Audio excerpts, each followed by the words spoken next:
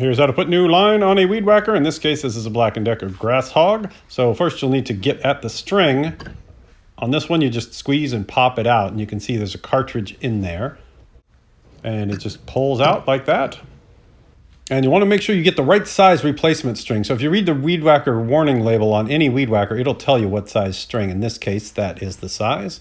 Now at the store, you'll see bigger, fatter ones, but the problem is they might not work in an automatic feed weed whacker, so you're better off sticking with the size that's recommended for your weed whacker. In my case, it's the real skinny stuff, the thinnest stuff at the store, which is right there.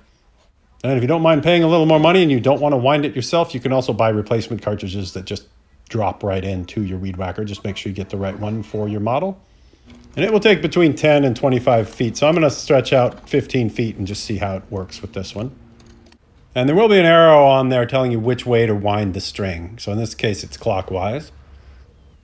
And there are two little holes in there, so you just jam it in the hole for the top one. This one is a 2-string version, so I'll do the top string and then I'll do the bottom string. Just get it wound up on the top.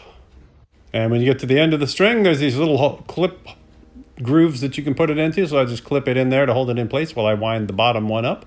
Looks like 15 feet was about right for this particular weed whacker. I don't know if 25 would have fit on there. And finish up the bottom one and clip it in place. And now I just snap it back into the head here, and it's going to come out of these two little holes, those two little metal dealies you see on the left and right.